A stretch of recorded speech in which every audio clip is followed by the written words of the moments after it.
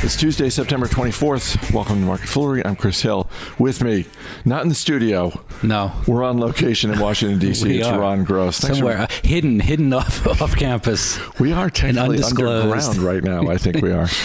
A lot of fun. In our little office. We're here for the Motley Fool Summit, our 3-day member event. But there's news. The news never stops, Ron. No. We have jobs to do. We've got earnings and news from the automotive world.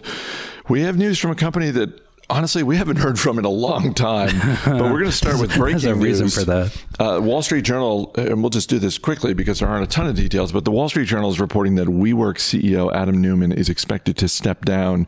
He is reportedly going to stay on as chairman.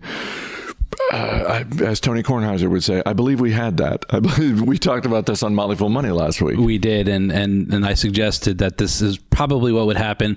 I think it makes perfect sense. I have some firsthand knowledge. Back in my hedge fund days, we did this exact same thing. Not actually, but my investment banking days, we did this exact same thing with the company we wanted to take public, but we insisted that the CEO pop up to the chairman role, and we installed a more of a professional, non-founder type of manager as CEO. I think it makes great sense here. There's too much spiraling around with respect to Neumann. The company has a business model. It's just not a business model worth $47 billion, and it's not a business that should be run by somebody causing such controversy. So assuming this does happen, I think it's a smart idea. It's a good reminder that when it comes to CEOs, just from a conversation standpoint, where it's always interesting to talk about sort of flamboyant CEOs or just ones that are creative, think out of the box, all that sort of thing. But when it comes to going public, Wall Street wants, for the most part, CEOs that are just going to get the job done. They don't want drama. Absolutely not. Listen, it's a common thing that entrepreneurs who are either eccentric or visionaries don't always make great CEOs. And especially when you're going around doing a roadshow and you have a company that has so much controversy as WeWork does, you just don't need that as part of, selling this deal. And to remove that part of it makes good sense. All right, let's get to some earnings news. We'll start with AutoZone. Fourth quarter profits and revenue came in higher than expected. Their same-store sales a little bit better than expected. Stock down about 5% today. What am I missing here? This was a good quarter. It's a good quarter. I'm not sure I get that. I think the market as a whole is weak today. There's some political stuff going on that is shaking the markets. It could be a response to that. But as you say, a pretty good quarter. Revenue up 12%. Now, there is an extra week in there. So if you strip away the extra week, revenue is only up about 5%. So maybe that's a little anemic, but still not bad. Same-store sales up 3%. Gross margins down just a bit. So again, perhaps analysts aren't liking what they're seeing with respect to that. But net income up 6%, earnings per share up even more at 13% due to some pretty aggressive share buybacks that the company has done recently.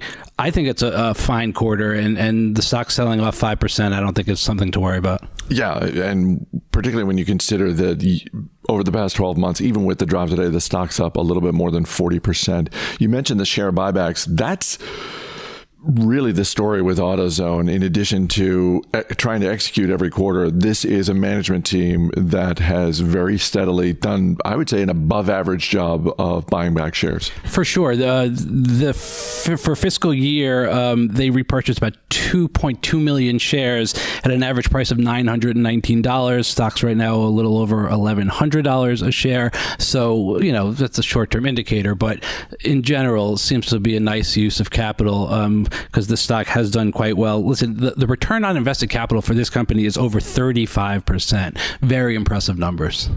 Let's stick with cars. CarMax reporting its second quarter. Profits and revenue higher than expected. Same-store sales were a little light. The stock down a little bit, but in general, this seemed like a good quarter for CarMax. Yeah, again, I think it is fine. It's not as strong a business in my mind as AutoZone is, but you had sales up 9%. Wholesale unit sales led the way there with comps of 4.7, while their used unit only up about 3.2, but still not bad at all. Some nice strength in their financing unit. Auto finance income was up about 4%. So overall, you saw an earnings per share up about 13%. Again, similar to AutoZone, benefiting from a fair amount of buybacks. purchased 1.5 million shares. They have $1.8 billion remaining in their authorization for buybacks. So things look good to me. I think a big thing they've been working on of late is kind of making sure they roll out this omni-channel, so you can go online in a store, and it's kind of seamless. They expect to have that rolled out to all potential customers by the end of fiscal 2020. So things are on track with respect to that. I think they do a good job of improving the car buying business, and the omni-channel program that you're talking about, I think there's still room for improvement, and clearly they do as well. But that seems like the sort of thing where if they can reduce the time it takes to buy a car, because now when you want to buy a car, you've probably done some research on your own. If you're buying a used car, you've done the research, you know what you want. So the fact that it still takes in the neighborhood of 3 hours, that sort of thing, like if they can get that down to an hour and a half or something like that, I don't know. I feel like that only benefits. Yeah, no, agreed. They have some work to do there. They're really reaching only about 25% of their customer base from an omni-channel perspective right now. So they've got 75% to go. That's a lot of steps to make up there, but they're on track, and they knew this would be a methodical rollout, and it seems like they're getting it done. Real quick, before we move on, Tesla shares down 6% today.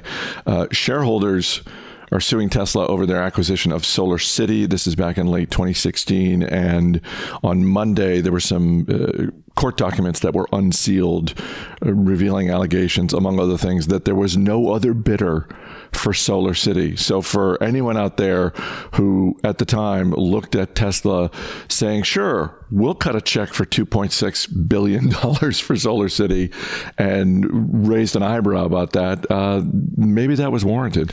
Yeah, I'm assuming these allegations are true. This is not good. I briefly read it. I think there was some bonds that were not disclosed as well that could have had some impact on the price being paid.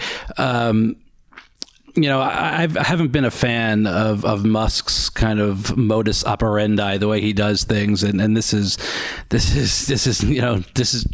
just follows through on that. We'll let the case play out and see if these allegations are true. Of course, I think they're denying it rather vehemently, but I haven't been a fan. I'm not on Instagram. Are you on Instagram? I have an Instagram. I wouldn't say I'm on it. Okay, well, The Motley Fool has an Instagram. It's at The Motley Fool Official. And starting this Wednesday, we're having a contest. You can go over to at The Motley Fool Official on Instagram. Look for a photo of Motley Fool swag, and to enter, you have to answer the question correctly and tag a friend in the comments of the post. And if you win, your friend wins too. So there's something in it for your friend. We've got 10 foolish ball caps, T-shirts, Motley Fool investment. We got a bunch of prizes. Nice, that's great. Is what I'm saying. Yeah. It starts on Wednesday the 25th. So if you're on Instagram, check it out at The Motley Fool Official. BlackBerry. Do you remember BlackBerry? Who doesn't? Shares of BlackBerry down 22% today. Hard to remember that BlackBerry used to be a dominant mobile phone player. Oh, yeah. It is now in the business of communications software.